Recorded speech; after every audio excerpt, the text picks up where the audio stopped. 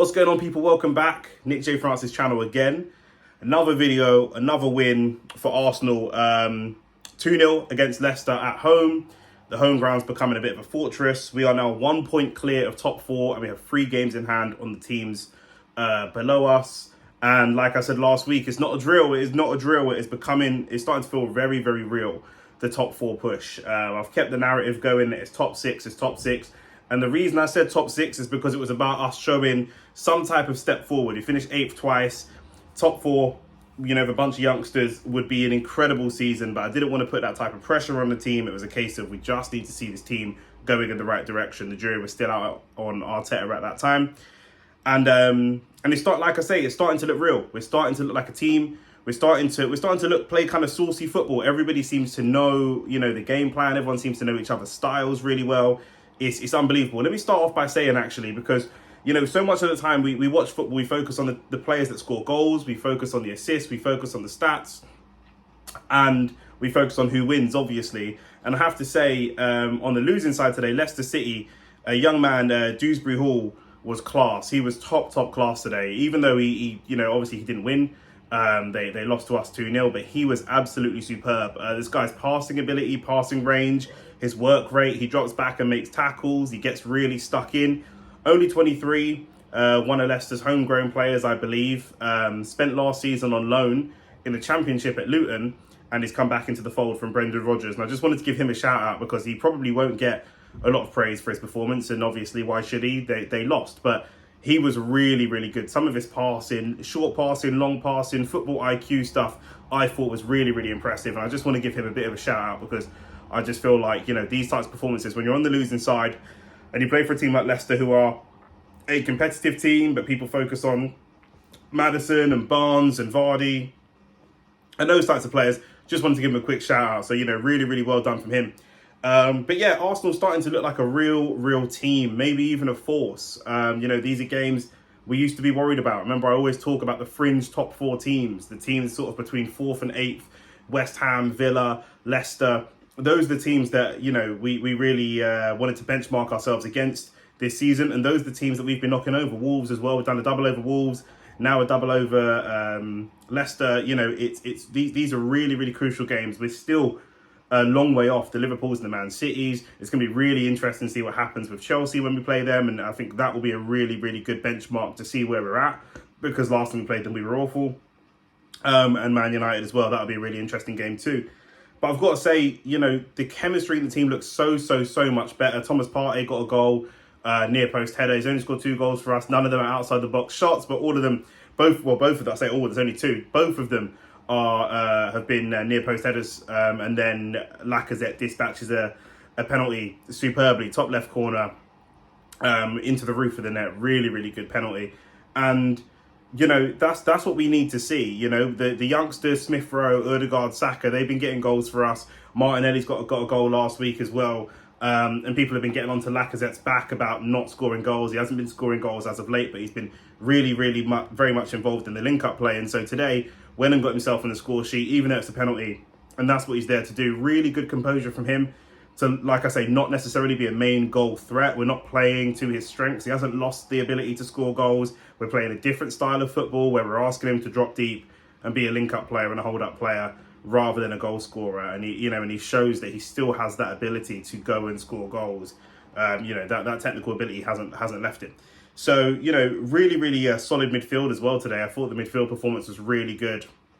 Granit Xhaka, one of the best performances I've seen from him in a very, very long time. Just really composed, very sensible.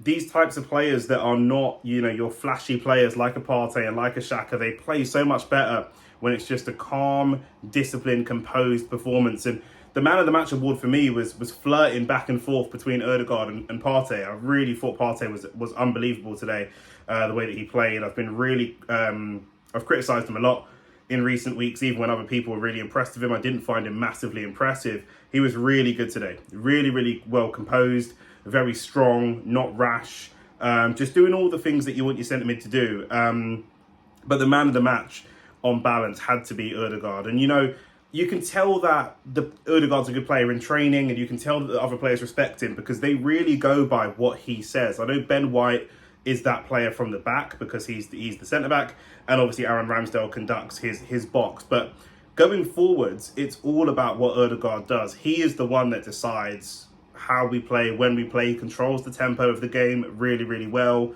You know, he's got lots of assists as of late. He's got himself amongst the goals in the last few weeks. But today, no goals, no assists, but just, well, I think he took the corner, so maybe that's an assist. But outside of the goals and assists, the way that he plays, the way he controls the game, controls the tempo of the game, and you can see the other players around him really, really respect him, because he's just such a superb player. You know, so much fun to watch. Not quite the levels of finesse of Mesut Ozil, but I think that will come towards the end of the game when we were comfortable. 75 minutes onwards, we started to see bits of flicks and tricks and flair. And that's the time to do it. 2-0 up when the game seems wrapped up. Although as a team, we were way more composed than last week. We didn't allow them to come back into it. We were very, very tight. I think there was maybe one mistake from Partey really late on, like 88 minutes or something like that. But you could see that they were very, very much well drilled in, once we're up, let's not let this slip. Famous last words, I know. But yeah, it was really, really good. Aaron Ramsdale again, putting off a great save from Harvey Barnes. Such a good save, in fact. You know, Aaron Ramsdale gets a lot of stick from rival fans for being too dramatic, too acrobatic, too whatever it is that they want to say to criticise Arsenal, to criticise our players. They'll say it because they're desperate, and good luck to them. But, you know, even Brendan Rodgers was clapping at one of Aaron Ramsdale's saves today, and I'm sure Man United fans will tell me it was the standard save and not to get too excited, but even the opposition manager was clapping at the save from Harvey Barnes' header. Again, we go back to Thomas Partey's goal. Corner, near post header, and not only are we scoring headers, which we haven't done for a while in terms of seasons gone by, but we haven't conceded a corner all season. I think I saw a statistic that we're the only Premier League team to not have conceded a goal from a corner, and I think that's 117 corners all told that we haven't conceded from. Really, really incredible stuff from the whole team. Obviously, you know, we have to enjoy these moments, and we have to use these moments to remind ourselves that when the time comes, because there will come a time when we have a sloppy performance and mistakes are made and we do concede a corner and all the rest of it, it's going to happen. Statistically, it's going to happen. It's moments like this in games like this today where we have to remember to keep back in the team, okay? If somebody makes a mistake, if Granit Xhaka makes a mistake, Partey, Ødegaard, you know, the young guys, Ødegaard, Smith Rowe, Saka, Martinelli, they're all fan favourites, okay? We'll let these guys get away with murder. But when somebody that isn't quite a fan favourite, like a Xhaka or a Partey or somebody, makes a mistake, or Cedric maybe, we have to be really keen not to get on them and keep supporting them, because at the end of the day, it's 5 games, unbeaten, 4 wins and a draw. And, you know, like I say, we're in top 4 as it stands, 1 point clear with 3 games in hand. It should be wrapped up if we continue this type of pace. So we have to make sure that people are going to make mistakes, and let's just keep supporting the vibe around the club. When I go to games, as you lot know, I go to games fairly often. When I go to games, when I talk to fans, it's all really positive. And even when things don't go our way, let's keep that same positive energy all the way through till the end of the season and see where we're at. But overall, incredible performance, really, really good performance, really solid, really composed. I think composed is probably the best word. We could have gone for 3, we could have gone for 4, but that would have left us open. And actually, we're not bothered about going for the big score lines. We're bothered about just seeing things out and getting into the Champions League again. Next 2 games are going to be Liverpool and then going to be Aston Villa. If we can take 3 points from those 2 games, probably losing to Liverpool and winning against Aston Villa, that's probably statistically the most likely outcome. I'll take that. If we can get 4 points, that would be unbelievable. We have drawn against Liverpool in recent weeks. If we can draw against Liverpool again, that was in the Cup. If we can draw against Liverpool again and beat Aston Villa and take 4 points, that would be unbelievable. We'll have to see what's going to happen. Aston Villa have been on good form, and obviously Liverpool, one of the best teams in the world at the moment. So, you know, we're going to have to really be careful. And after that, the next concern is that there's an international break. Martinelli's been called up to his national team, and Gabriel's called up to his national team as well. And so we have to pray and keep praying for no injuries, because it's really important. We've got a very, very tight-knit, slimmed-down, trim squad.